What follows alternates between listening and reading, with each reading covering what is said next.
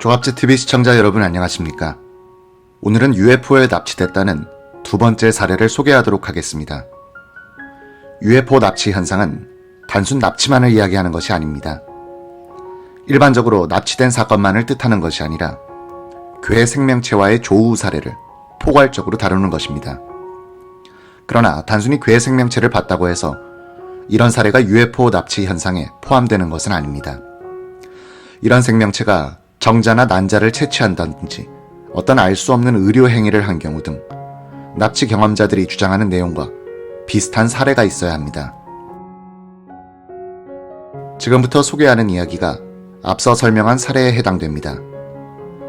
존 맥, 하버드 의대 정신과 과장이 44세의 사회복지사 셰일라를 만난 것은 1992년이었습니다. 그녀가 오래전에 인턴으로 근무했던 병원의 정신과 의사가 그녀를 맥 박사에게 소개했습니다. 보스턴 출신의 이 여성은 8년 전 어머니를 잃은 뒤부터 이상한 악몽에 시달렸습니다. 그는 이를 전기꿈이라고 표현했습니다. 맥 박사는 이 사례를 소개하며 정신과 의사들이 UFO 납치 피해자들의 이야기를 들어주는 과정에서 발생하는 문제점을 지적했습니다. 정신병의 한 종류로 그냥 치부해버린다는 것이었습니다. 이 내용은 조금 뒤 더 자세히 다루도록 하겠습니다. 셰일라는 어머니와 매우 가까운 사이였습니다. 그의 어머니는 1984년 1월 동맥 내막 절제 수술을 받은 며칠 뒤 뇌경색으로 숨졌습니다. 그는 이때부터 무언가 감정적으로 불안정해졌습니다. 의사들이 어머니를 제대로 돌보지 않은 것 아닌가 하는 분노가 생겼습니다. 어머니의 무덤 관의 볼트가 제대로 잠기지 않아 윗부분이 열려 며칠째 방치되는 것에도 분노했습니다. 얼마 뒤인 2월 9일, 그녀는 악몽을 꿨는데 이를 일기장에 적었습니다. 온몸에 전기가 흐르는 것 같았고 움직일 수가 없었다고 했습니다. 누군가가 자신을 쳐다보고 있는 것 같다고 적었습니다.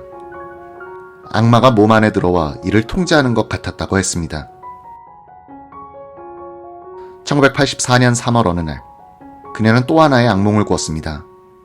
그는 맥 박사를 만나기 전에 그에게 편지를 쓰며 이날의 일을 소개했습니다. 글의 일부를 소개하겠습니다. 반짝 빛나는 불과 시끄러운 소리 때문에 잠에서 깼다. 소리는 고음이었고 일정 간격을 두고 계속 이어졌다. 빨간색 불빛이 보여 깜짝 놀랐다. 다른 침실과 화장실 문이 다 열려 있었다. 이 불빛들은 우리 집 창문 모든 방향에서 들어오고 있었다. 이때 나는 등을 뒤에 두고 누워 있었다. 무서웠다. 그러다 몸을 일으켰는데 여러 명의 작은 사람같이 생긴 것들이 복도 오른쪽에서 다가오는 것을 봤다. 이들은 몸 전체가 은색인 것 같았다. 첫 번째로 오는 물체 오른쪽 어깨에서는 파란색 빛이 났다. 무언가 반사된 빛 같았다. 그런데 복도에는 반사될 수 있는 파란색 물체가 어떤 것도 없었다. 이들은 다 키가 작았고 팔과 다리는 가늘었다. 이들이 내 침실로 다가올 때 중간 줄에서 걸어오던 사람이 오른쪽 팔을 드는 것을 봤다. 이들이 나에게 오는 것 같았는데 나는 이들을 한 번도 본 적이 없었다. 뒤뚱거리며 걷는 것 같았다. 어머니가 숨진 10개월 뒤인 1984년 10월, 그녀는 남편과도 사이가 안 좋아졌고 서로 각방을 쓰기로 했습니다. 어머니를 잃은 슬픔을 남편과 함께 풀어보고 싶었지만 남편은 이야기 상대가 되어주지 않았습니다. 셰일라의 슬픔은 계속 깊어만 갔습니다. 그는 1985년 7월 17일에는 아스피린 한 통을 사서 20알을 먹기도 했습니다. 몸이 조금 아프고 귀에서 소리가 나는 것 이외에 큰 일은 발생하지 않았다고 합니다. 이런 일이 있고 난 얼마 뒤 그는 윌리엄 워터맨이라는 정신과 의사를 만났습니다. 그녀의 우울증 증세는 조금씩 개선되는 것 같았습니다. 그러다 1989년 12월 31일 또 한 번의 이상한 일을 경험하게 됩니다. 그녀는 집 1층에서 자고 있었고 딸과 남편은 2층 침실에서 자고 있었습니다. 1984년 때처럼 큰 소리가 들리더니 온몸에 전기가 흐르는 것 같았습니다. 이번에는 작은 사람들을 보지는 않았다고 했습니다.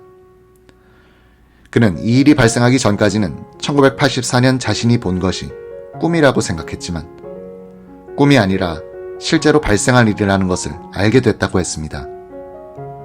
1985년 그녀가 살던 지역신문에 UFO가 목격됐다는 기사가 실렸습니다. 목격 장소는 어머니의 무덤 인근이었는데 그녀는 자신이 겪고 있는 일이 UFO와 관계가 있는 것 아닌가 하는 생각을 하게 됐습니다. 셰일라의 상황이 개선되지 않자 워터맨 인사는 그를 보스턴의 한 병원에서 활동하는 G라는 의사에게 소개했습니다. G는 셰일라를 R이라는 정신과 의사에게 다시 소개했습니다. R이라는 의사는 셰일라가 고등학교 때 머리 오른쪽에 작은 부상을 입고 며칠 동안 구토를 하고 빛에 민감한 반응을 보인 것을 확인했습니다. 정서 불안 증세가 있는 것으로 봤습니다. R 의사는 분노장애나 외상 후 스트레스 장애가 있는 가능성도 검토했습니다. 어머니의 죽음으로 트라우마에 걸렸을 수 있다는 것이었습니다. 셰일라의 정신감정을 한 G와 R은 그의 지능이 평균 이상 혹은 높은 단계에 속한다는 점을 발견했습니다. 셰일라는 1990년 8월부터 1992년 7월까지 총 24회 R 의사 및 G 의사를 만났습니다. 진료 시간은 1시간씩이었고 최면 치료가 약 15분씩 진행됐습니다. 이 의사들은 셰일라가 하는 이야기를 전혀 믿지 않는 것으로 보였습니다. G 의사는 개인적으로 나는 UFO를 믿지 않는다라고 셰일라에게 말했다고 합니다. R 의사는 진짜로 화성인을 믿는 건 아니죠? 라고 묻기도 했습니다. 셰일라는 화성인이라는 표현을 쓴 적이 없었다고 합니다. 정신과 의사들이 갖고 있는 선입견을 보여주는 하나의 사례입니다. 1992년 7월 31일 두 의사는 셰일라의 치료를 중단하기로 했습니다. 셰일라는 이 무렵부터 맥 박사를 소개받아 연락을 취했습니다. 첫 번째 만남이 있기 전 편지로 상황을 설명하기도 했는데 그는 과거 정신과 의사들이 자신의 이야기를 들어주지 않아 힘들었다고 했습니다.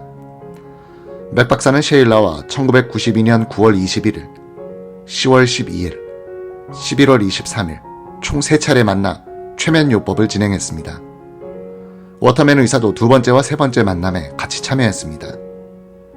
맥 박사는 최면에 들어가기에 앞서 1984년 3월 방에서 괴물체를 본 것을 묘사하는 그림을 그리도록 했습니다.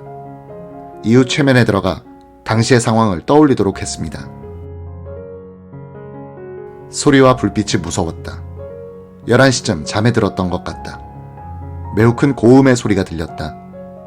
이 소리보다 더 크게 소리를 칠 수 없었다. 모든 곳에 있는 창문에서 깜빡거리는 붉은 불빛이 들어왔다. 남편 짐은 죽은 사람처럼 자고 있었다. 그의 입은 벌어져 있었는데 불빛이 그를 더 웃기게 생긴 것처럼 만들었다. 이것들이 복도에서 다가오고 있었다. 이들 중 한 명이 손을 들었는데 서로 사인을 주고받는 것 같았다. 팔과 다리는 가늘었다. 이들 중 2명은 내 쪽에 서 있었고 한 명은 남편 옆에 서 있었다.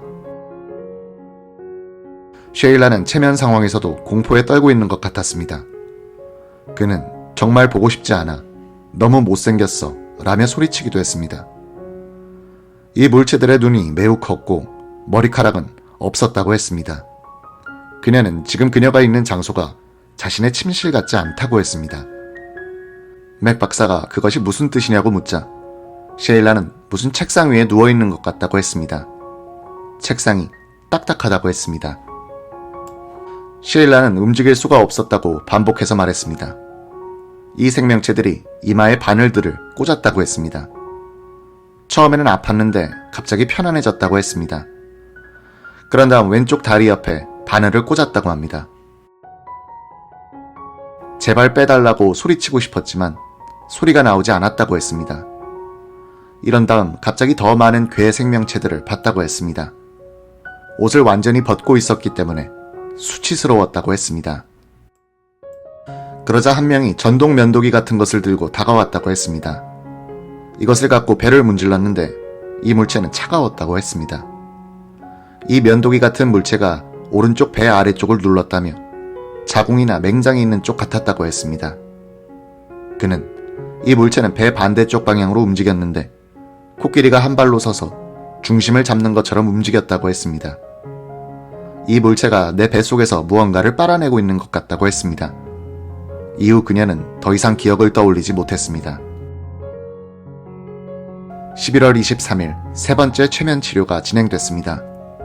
셰일라는 지난 2번의 치료 이후 조금씩 안정을 되찾는 모습을 보였습니다. 자존감을 되찾아가는 것 같았고 감정에 몰입하는 것이 아니라 당시 상황에 집중하는 모습을 보여줬습니다. 이날 치료는 1989년 12월 31일에 일어난 일에 초점을 뒀습니다. 우선 일기장에 적힌 이날의 상황을 소개하도록 하겠습니다. 혼자 있는 게 무서웠다. 남편과 딸과 멀리 떨어진 1층에서 자고 있었다. 자다 깼는데 비디오 플레이어에 12시 2분으로 표시돼 있었다. 폭죽 소리가 나서 무서워서 깼다. 옆집에 있는 사람들이 파티를 하는 것으로 생각했다. 그러다 불빛이 집 안으로 들어왔는데 너무 밝았다. 맥 박사는 비디오 플레이어에 집중해 기억을 되살려 보기로 했습니다. 그녀는 시간을 본 뒤 불빛이 어디서 들어오는지 확인하려 창문으로 갔다고 했습니다. 이웃집에서 오는 것 같았다고 했습니다. 그러다 너무 피곤해 다시 자려고 누웠는데 빛이 또 나타났다고 했습니다. 엄청 밝았다가 갑자기 없어졌다고 했습니다. 최면 상태이던 셰일라는 갑자기 얘네들 눈을 방금 봤다고 말했습니다. 도망가고 싶다. 바로 내 앞에 있다. 라고 했습니다. 맥 박사가 어디에 있느냐고 묻자 셰일라는 회색 물체 옆이라고 답했습니다. 눈이 매우 크다고 계속 말했습니다. 그러다 그와 소통을 하기 시작했다고 했습니다. 맥 박사는 어떤 방식으로 소통을 하느냐고 물었습니다. 셰일라는 나는 그냥 그가 무슨 생각을 하는지 알고 있다고 했습니다. 그는 눈을 쳐다보며 여러 이야기를 나눴다. 시스템이 작동하는 원리, 생태학 같은 생각이 머리에 떠오르게 됐다. 라고 했습니다. 맥 박사는 정신심리학이라는 것은 감정 변화를 특정 증세의 원인으로 보는 경향이 세다고 했습니다. 어머니를 잃은 충격으로 전기 꿈을 꾼 것이라고 단순하게 치부할 수 있다는 것입니다. 하지만 셰일라의 경우는 이때 발생한 충격으로 오랜 뒤에 이러한 이상한 상황이 발생했다고 보기 어렵다고 했습니다. 맥 박사는 셰일라가 외상 후 스트레스 장애를 겪은 것은 맞다고 했습니다. 분노 조절 문제가 생기고 악몽을 꾸며 잠을 잘 못 자는 등의 증상이었다고 했습니다. 하지만 이런 상황의 원인이 무엇인지가 핵심이라고 했습니다. 어머니의 죽음과 남편과의 불화가 셰일라를 힘들게 한 것은 맞지만 이런 고통이 원인이라고 단정할 수는 없다고 했습니다. 맥 박사는 셰일라의 주장이 UFO 납치 현상의 다른 목격자들과 비슷한 점이 많다고 했습니다. 일반적으로 꾸는 악몽보다 더 세세하게 기억이 난다는 공통점이 있다고 했습니다. 인간 같은 물체가 방 안으로 들어와 수술도구 같은 것을 사용했다는 점도 공통적으로 나오는 목격담입니다. 맥 박사는 셰일라가 자신과의 최면 치료 과정에서 안정을 되찾았다는 점에도 주목했습니다. 일반적인 망상 환자로 분류할 수 없다는 것입니다. 망상 증세를 갖고 있는 정신병자는 상황이 이렇게 개선되지 않는다고 했습니다. 망상이 의식 속에 깊이 자리 잡아 하나의 믿음이 됐기 때문이라고 했습니다. 맥 박사는 이런 납치 사례들을 그냥 황당무계한 일로 무시해버리는 사회 현상은 옳지 않다고 했습니다. 셰일라는 그를 믿어주지 않던 알 의사에게 이런 편지를 썼었다고 합니다. 언젠가 다른 사람이 선생님께 저와 비슷한 이야기를 하는 것을 듣게 될지도 모릅니다. 저는 이에 대한 과학적 설명을 내릴 수가 없습니다. 하지만 그렇다고 해서 무시의 대상이 돼야 한다고 생각하지는 않습니다. 정신의학이 모든 정신병에 대한 답을 알고 있지는 않을 것입니다. 그렇다면 우리는 왜 과학이 이 세상에서 일어나는 모든 일을 설명할 수 있다고 믿어야 하는 걸까요?